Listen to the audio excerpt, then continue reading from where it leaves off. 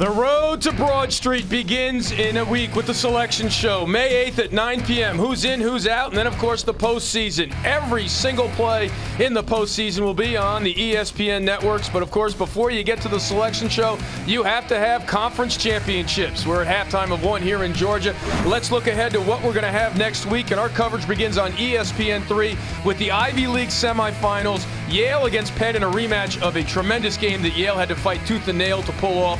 Brown against Harvard. Brown took care of Harvard earlier this year, and Paul Carcaterra last night, the fans here in Atlanta, saw what Brown is all about. Believe the hype. Brown plays fast. They have funky offensive formations, and they come at you fast, like a NASCAR race. I was so impressed with Dylan Malloy from Brown last night, the way that he owned those matchups with Tanner Scales.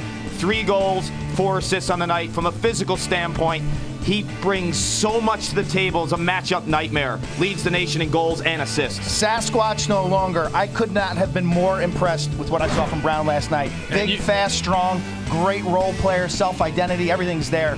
They're a definite top 4 team in the country. Unbelievable what I saw. And you will have a chance to see them as well next weekend, starting at 8 o'clock on ESPN3 against Harvard. Can Harvard and the Quakers be bid stealers, or will it be status quo? Again, the Quakers had a big lead at Yale earlier this year. The championship will be at high noon on Sunday. America East, how about Albany having to sweat out UMBC yesterday, 15-14? But all those bubble teams are hoping the Great Danes roll. Connor Fields leading Albany in scoring. I think he's done a marvelous job assuming that quarterback role from Lyle Thompson. The question defensively, Albany much improved, but yesterday Nate Lunas from UMBC had 10 goals. Yeah, I like Albany's team defense this year. Their goaltender, Blaze Reardon, has been terrific.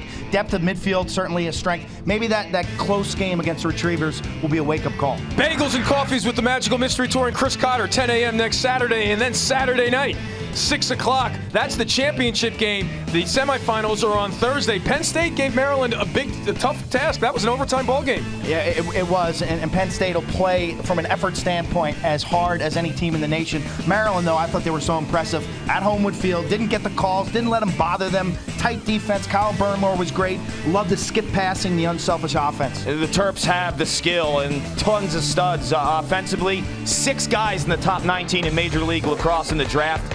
They're studs.